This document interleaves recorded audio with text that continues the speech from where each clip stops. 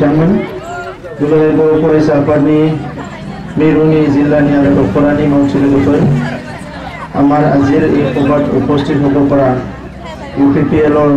কর্মকর্তা লগতে এই অঞ্চলৰ বয়োজ্যেষ্ঠ সকল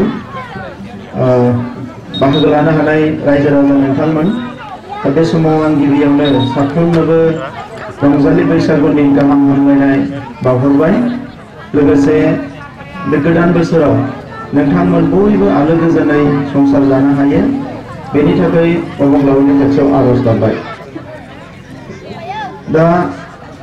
এই সময়ত মই উপস্থিত হ'ব পৰা আমাৰ বিভিন্ন ৰাজ্যলৈ ৰঙালী বিহুৰ অনুৰোধ জনাইছো আৰু আপোনালোক সকলো শান্তি সম্প্ৰীতিৰে থাকিব পাৰে এই কাৰণে ঈশ্বৰৰ ওচৰত প্ৰাৰ্থনা কৰিছো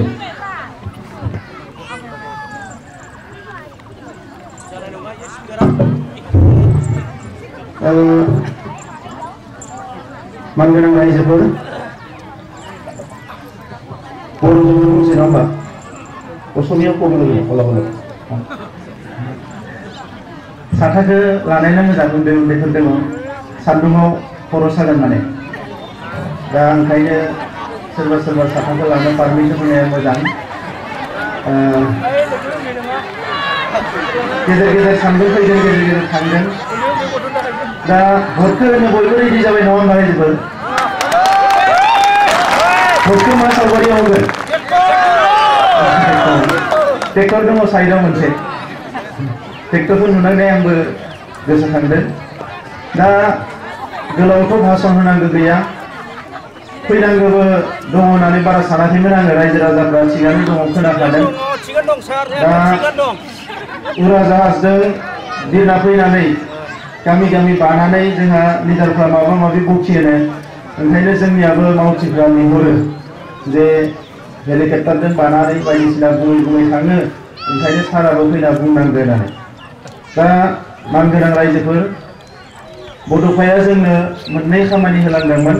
मोनसे जाबाय आलादा रायजो बिनो गुबुन मोनसेया जाबाय बर' हारिखौ गेरेमसा हारि महरै गायसननो दा बे मोननै हाबाखौनो बर'फ्रा हाबाफारिखौनो बर'फ्रा मावगासिनो दङ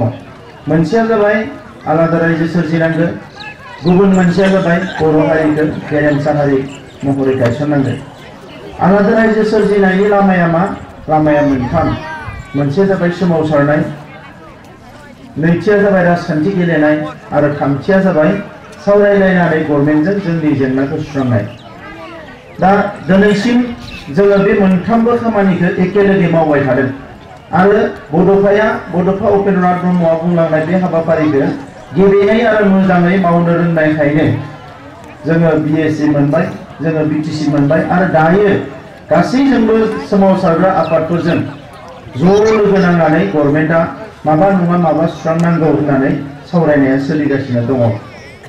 दा नैबे समाव जों बयबो मिथिगौ जे बर'नि सोमावसारनाया जोबाखै बेयो गेजेर ससे सफैबाय बे गेजेर ससेया मानो सफैखो जे जोंनि गेजेराव जोंहा रायजो राजाफोर बयबो नाजायै बर' जेंनाखौ भारत सरकार आसाम सरकारजों मिथिजानो हानाय मोनसे थाखोआव जोङो लाबोबाय बिनि माबायदि मिथिजानो हानाय थाखोआव लाबोनो हाखो जोंहा 5000 सुबुङा जिउ गारबाय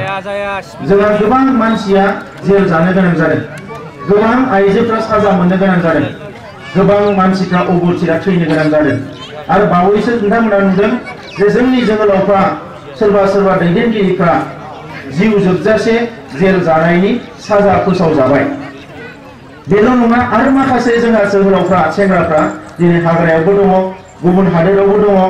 आरो माखासेया मा दङ जेलाव हाबनानै दङ जायफोरनि अनजिमाया 60निख्रुइबो बांसिन दा बे 60 सानिख्रुइ बांसिना जेलाव हाबनानै दङ दा दिनै जोङो मा लुबैदों बर' जेंनाया सुस्रांजानांगोन बर' जेंनाया सुस्रांजानांगौबा 1 नाम्बाराव जोङो खौसे जानांगोन लामाया मोनथाम दोननांनायनि सोमावसारनायनि मोननैबो लामाखौ जों लाबाय मोनसेया जाबाय राजा लामायाव सोमावसारनाय मोनसेया जाबाय गनद्राय लानानै सोमावसारनाय दा मोननैखौबो सोमावसारगासिनो दङ आरो बे सोमावसारनाया फैयै दिनै मोनसे जाफैबाय जे जिखिनि गोदो बायदिसिना हाबाफारिफोर मावदोंमोन लावथि लानानै बायदिसिना लानानै बेखौ नागारनानै दिनै गोजोननि थासारियाव बयबो फैजोबबाय दा बे हिसाबै जेंनाया जोंहा सुस्रांनायनि लामायाव फैबाय दा जेंनाखौ सुस्रांनो थाखाय जोंहा मा खालामनांगोन नैथियाव राजखान्थिखौ मानो नांगोन जे दिनै भारत सरकार आसाम सरकार बयबो जोंजों रायलायबाय अफिसारफोर राजखान्थिगिरिफोर बयबो जोंजों रायलायनानै जेंनाखौ सुस्रांनायनि फारसे बयहाबो गोसोआ दंसै दा बे खामानिखौ मावनो थाखाय एसेम्बलि आरो पार्लियामेन्टआव जोंहा मानसि थिनहरनांगोन जोंहा एमपि नांगोन बे एमपिआ थांनानै दिल्लीयाव बिथाङा भारतनि प्राइम मिनिस्टार भारतनि होम मिनिस्टार भारतनि गिदिर गोलावफोरजों रायलायनानै जोंनि जेंनाखौ सुस्रांनांगौ होनना नारसिनो थाखाय दिल्लीयाव खोथा बुंनो थाखाय जोंहा मानसि नांगोन आरो बे मानसिया गैयाबा जोङो राजा लामायाव थांबाय थानांगोन जोंनि मानसिफ्रा सोमावसारबाय थानांगोन जै मानसिया सासे मोनबाय जोंनि राजा लामायाव रेल लामायाव सान्दुं अखाजों जों जथिनो गोनां जाबाय बियो जोंहा खावसेयानो खमायबोसिगोन मानो जोंनि खोथाखौ बुंग्रा मानसि जोंहा दिल्लीयाव मोनबाय जोंनि खोथाखौ बुंग्रा मानसि जोंहा दिसपुराव मोनोब्ला दा बेखौ मावनो थाखाय जोंहा बर' मन्त्रि गैया नामा साथाम मन्त्रि दङ रमिलाराय ब्रह्म चन्दन ब्रह्म रिमन दैमारि नाथाय बे मन्थ्रिफ्रा जोंनि जानायनाय खोथा बुङा बे खामानिखौ मावनो जोंहा दिल्लीयाव एमपि गैया नामा जोंहा दिल्लीयाव एमपि दङ बिश्वजित दैमारि नाथाय बे जेंनानि सायाव बिश्वजित दैमारिया फंसेबो खोथा बुङा दा अब्ला जोंहा मा जागोन हारिया मा खालामनांगोन जाय मानसिफ्रा खोथा बुङा जाय मानसिफ्रा जोंनि हारिनि खामानि मावा बिसोरखौ साइड खालामनानै मोजां मानसिखौ लाबोनांगोन जाय जोंनि हारिनि थाखाय खोथा बुंगोन खामानि मावगोन आरो दिनैसिम बर'नि जांख्रिथायारि मानसिफ्रा बयबो बे खामानिखौनो मावबोबाय थादों ओंखायनो जोङो माबा नङा माबा एफा एनै मोनदों दा बेनिखायनो रायजोफोर जे सोमावसारनाय आरो राजखान्थि मोननैबो मोनसे सोमावसारनांगोन जोङो आरो लोगोसे राजखान्थिखौबो थिग खालामनांगोन मानो थांखि बिथांखि पलिसि डिसिसनफ्रा पार्लियामेन्ट आरो एसेम्बलियाव जायो दा बैयावनो जोंहा जुदि मानसि गैयाबा मानसिया थानानैबो गैयै बायदि जोंनि खोथाफोरखौ बुङाब्ला अब्ला जोङो मा खालामनांगोन जोङो सोलायनानै मोजां मानसिखौ खामानि मावग्रा मानसिखौ जोङो दैथायहरनांगोन दा बेनिखायनो जोङो नैबे इलेक्सनाव उर्खाव गोरा ब्रह्मखौ जों केन्डिडेट लाबोदों जाय उर्खाव गोरा ब्रह्मआ सिगांनो राज्य सभानि एमपिमोन आरो बिटिसि एकर्ड जानायाव बिथाङा गोबां खामानि मावदोंमोन आरो बिथाङा गासैबो माने बिथिंनिफ्राय सासे आखा फाखा मानसि बिथाङा सासे लिरगिरि बिथाङा सासे सानसुमै गोदो बिथाङा दुलाराय बर' फरायसा आफादनि आफादगिरिमोन अल इन्डियानि रायजो बिग्राफोरखौ खौसे खालामदोंमोन बे गासैबो खामानिखौ मावनो हानाया जाबाय उर्खाव गोरा ब्रह्म बिथांनिया सासे सानसुमैबो कुनु दिन जौ सेरेबनि खाथियाव थाङा बिथाङा कुनु दिन गाज्रि खोथा बुंनो हाया हिंसायारि खोथा बुंनो हाया दा बेनिखायनो लामाया जाबाय मोनसे जे बिथांखौ देरहाहोनानै दिल्लीया बिथांखौ मिथिगौ आरो बिथाङा दिल्लीखौ मोजाङै मिथिगौ ओंखायनो बिथांखौ देरहाहोनानै जोङो जेरैखि जाया जोंनि खामानिखौ मावफुंनानै लानांगोन आलादा रायजोनि जेंनाखौ जोङो सुस्रांनांगोन नङा होमबा रायजोफोर आलादा रायजो नांगौ नांगौ दा खोथाया जाबाय बेवहाय दुखुनांथावा बेसो जेराव नोंथांमोना खारिजा बिजनियाव थानानै दासिमबो बारा गोबाव जायाखै आनसलिकआ आंनो खोन्थाहरबाय थायो गेजेर गेजेर दाबो सोरबाया हाबनानै कफि गोजाफ्रा दैखांना लाङो फाखाफ्रा बहाबा हाबनानै जोंनि मानसिफोरखौ फन माने सोरजोंबा फन कल मोन्दों होननानै नाङा फाङा सेंग्राफोरखौ लानानै फैयो जेलाव हरो नैफोर थासारिया दाबो जागासिनो दङ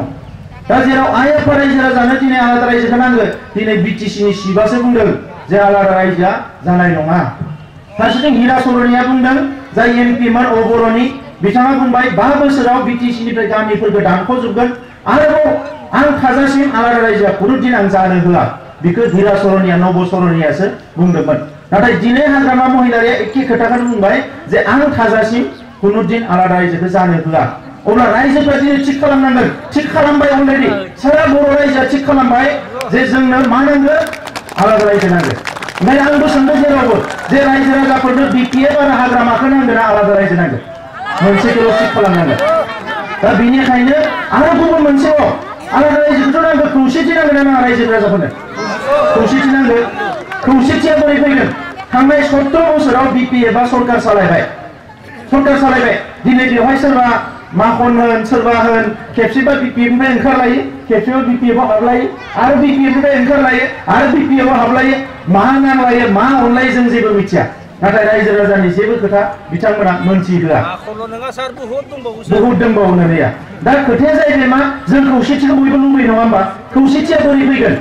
बिथांमोनखौ जोङो गोबां खावलायबाय खौसे जानांगौ जोङो लाइजाम लिरबाय बिथांमोननियाव सम बिबाय रायलायनो समबो होआखिसै जोंनि लाइजामनिबो फिननाय होआखिसै जोंजों बिथांमोना गोरोबनो लुबैयाखिसै मानो जोङो जाबाय गोरिब गुन्द्राफोरनि आफाद बिथांमोना जाबाय धोनिफोरनि आफाद हेलिकप्टारजोंसो बिरो नालाय गोरिब गुन्द्रानि फैसाया जाबाय हेलिकप्टारा बिरबाय दा बे गोरिब गुन्द्रानि आफादखाय जों बिथांमोना रायलाया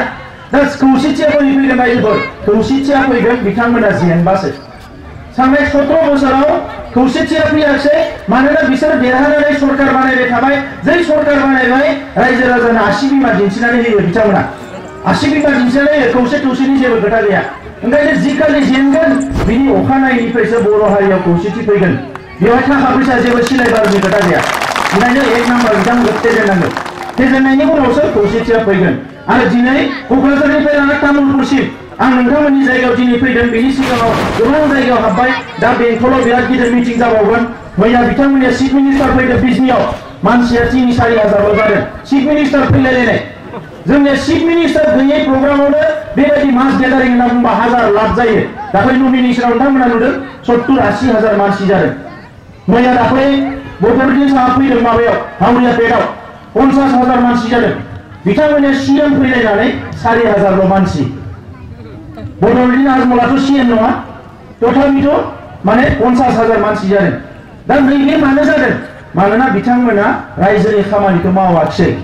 दा नंखायनो रायजोफोर जोङो खौसेथि नांगौबा आलादा रायजोनि जेंनाया जोबनांगौबा आरो मोनद' हारिखौ एसटि खालामनाय जोबोद दुखुनांथाव बियो दिनै हाग्रामायाथ' बुंबाय रायजो राजानि खोथा सानखाया बियो आब' प्रमिलायाबो बुंदों जे मोनद' हारिया एसटि जानांगोन मोनद' हारिया एसटि जाबा मा जागोन जोंहा दिनै 10% रिजार्भेशना शेयर जागोन दिनै एफा एनै जे साख्रि मोनदों सोरबा बोरमा फाननानै अमा फाननानै हा बन्दक दोननानै फरायहोदों गथ'खौ higher secondary pass BA pass जानानै फिसा साख्रि मोनदों साफा सानै बारा बुरजा मोनाखै बै साख्रिखौबो मोननाय नङा मानोना बेवहाय जौगानाय हारिफ्रा फैनानै जोंनि एफा एनै साख्रि मोननायखौ दखल खालामजोबगोन आर्मि CRP-खौबो मोननाय नङा फिसा साख्रिखौबो मोननाय नङा सारा जोंनि आखाइनिफ्राय थांजोबगोन जों नैबे नायनो बिथांमोना बर्मन कसारिफोर आरो धनदौलतआवबो गैखाया लेखायावबो बिराद गाहायाव थांनाय बे उन्दै हारिफ्रा धंस जाजोबगोन ओंखायनो जेरैखि जाया बेखौ जोङो होबथानांगोन थांनाय खनसेयाव जों होबथाबाय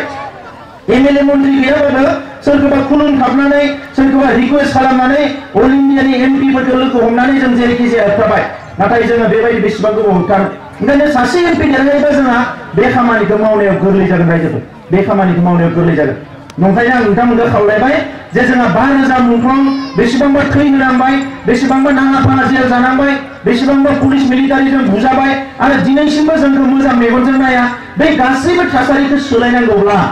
जोङो इलेक्सनाव देरहानांगोन आरो UG ब्रह्मखौ देरहाहोनानै जोङो नैबे खामानिफोरखौ मावफुंनानै लानांगोन दिनै दुखु नांगौआ मा जाखो 3 मन्त्रि थानानै जोंनि स्कुलाव मास्टार गैया 3 मन्त्रि थानानै जोंनि माने मा होनो स्कुलाव लेखा फैया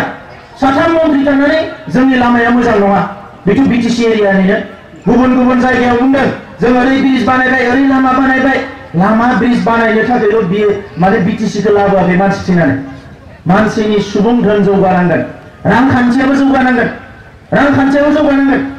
आलादा रायजो बिनायनि गुबै थांखियानो बेनो हारिखौ गेरेमसा खालामनांगोन गेरेमसा बोरै जागोन राव थुनलाइ हारिमुवा जौगानांगोन राव थुनलाइनि थाखाय जों फैसाखौनो बाहायाबा हारिमुनि थाखाय फैसाखौनो बाहायाबा बोरै जौगागोन हारिमुवालाय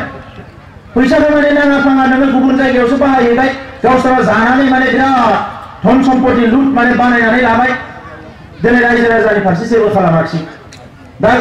मिटिंफ्राव नोंथांमोना नाय मालाबा हाग्रामा महिलारिया लेक्सार होयोबा 20 मिनिट लेक्सार होयोबा 15 मिनिट आं खोनो रायो आधा घन्टा लेक्सार होयोबा 25 मिनिट आं खोनो रायो मानो रायो रायनायाबो भाषाया बिराद मोजां दालालि बेपारि माबा माबि साल दंफां फाननानै जाग्रा माग्रा हेन टेन दा रायनायनि कारना नैबेसो रायजोफोर बेहा रायजोफोरनि खाथियाव फैनानै बुंनो जेबो गैया मानोना बे जेबो खामानि मावाखै आइजोफोरनि थाखाय जेबो मावाखै आबादारिनि थाखाय जेबो मावाखै गोरिब गुन्द्रानि थाखाय जेबो मावाखै साख्रि बाख्रि गैयै लाइमोनफोरनि थाखाय जेबो मावाखै जेबो होनो हायाखै अब्ला बेवहाय फैनानै मा लेक्सार होनो रायजोफोरनि सिगाङावलाय माबा माबि जानाय लोंनाय बायदिसिना बखिनानै सोरखौबा MDB-खौ रायलाय एबसुखौ रायलाय आंखौ रायलाय खालामनानै 25 मिनिटआ थांखाबाय उनाव 5 मिनिटआव रायजोफोर भटखौ होदो देरहाफिनोबा ओरै होना थगायनानै भट थांबाय बेल' लेक्सारा दा साल दंफां फानना होनना बुंनाय लोगो लोगोनो आं बुंदों आंहाथ' दंफांजों सोमोन्दो गैया दंफां गायोसो आङो दंफां दानग्रा मानसि नङा नाथाय आं जेरावबो बुंदों नोंथांमोननि सिगाङाव बुंनो नागिरदों दिनैबो जोंनि हारियाव बन फानना जाग्रा मानसिफोर दङ बन फानना जाग्रा जुदि दंफां फाननाय बन फाननायखौ गोसोखांनो हादोंबा बे 4000 5000सो क'क्राझार चिरां उदालगुरियाव बन फानना जाग्रा जोंनि गोरिब गुन्द्रा बिदा फंबायफोरनि थाखाय मानो जेबो मावना होआखिसै 17 बोसोराव बिथाङाथ' बुंनो हागोन आदा दंफां बन फाननांला आंनो 1 लाख थाखा होगोन नों अमा फिसिनानै जा आदा नोंनो बन फाननांला नोंनो 50,000 लन होगोन बोरमा फिसिनानै जा मैगं थाइगं गायनानै जा जेबो मावाखिसै बिनि आरोबाव मोनसे जाबाय आइजोफोर दिनै गामियाव सोरबाया जौ फाननानै जादों जेबो नङा गामियाव किन्तु सहरावबो टाउनावबो 4000 5000सो आइजोफ्रा जौ फानना जानो गोनां जादों मानो बिसोरनि थाखाय जेबो गैया आबौमोन बाजैमोन जौ फाननांला जों 50,000 होबाय दे नों जि दानानै जा नोङो एम्फौ फिसिनानै जा 50,000 होबाय अमा फिसिनानै जा दाउ फिसिनानै जा 17 बोसोरावथ' बिदि खालामनो हागौ जेबो खालामाखिसै जेबोखौनो खालामाखिसै दा ओंखायनो जों नुदों 2020 आव रायजोफोर पार्लियामेन्टआव देरहानांगोन 2020 आव देरहानांगोन आरो फार्स्ट बन फानना जाग्राफोरखौ जों 4000खौ मानसि बानायनांगोन बिसोरखौ नायनांगोन नैथियाव जौ फानग्रा जोंनि बिब'फोर बिबाजैफोर जायफोर दिनै जौ फानना जानो गोनां जादों बै जौ फानना जानो गोनांफोरखौ फार्स्ट जों नायग्रोनांगोन मानोना बेवहाय जोंनि जातिनि मान इज्जतनि खोथा दङ लेखा गोरोंफ्रा बुङो गारियाव जौ थिखांनानै लाङो गुवाहाटियाव फाननो गारिया मोनामसोयो गुबुन हारिफ्रा बिराद बखियो सोरबा जौ लाबोदों खोमा होननानै लेखा गोरोंफ्रा बासाव गाखोना थांबा लाजियो नाथाय बै आइजोनिबोथ' मा दाय बेहा ओंखाम जानो जेबो गैया नों गामियावबो सोरबाया हानाया मैगं फानदों माबा फानदों जि फानदों जादों किन्तु बेजोंबो दिनै माखासे जायगायाव गैला मैगं फाननोबो जायगा गैला जौ फाननो थांबाय टाउनाव बेफोरनि थाखाय बिथांमोना जेबो मावाखिसै हागौमोन मावनो आइजोफोरखौ बिथांमोना जथेस्थ' जौगाहोनो हागौमोन जोंनि आइजोफोरा जथेस्थ' गोरोंखा किन्तु बिथांमोना नैबे मेलेमाव बे गैयानोखा सेल्फ हेल्प ग्रुप इलेक्सन फैबाल' गोसोखाङो सेल्फ हेल्प ग्रुप नांगौ 5000 2000 होगोन आरो बुंगोन इलेक्सन जोब्बा आरो होबावगोन सेल्फ हेल्प ग्रुपआ मानगोनां रायजोफोर मणिपुर नागालेण्डनि सेल्फ हेल्प ग्रुपफोरा इन्टारनेशनेल एवार्ड मोनबाय मानो बायदिसिना खामानि मावनानै आसार बानायनानै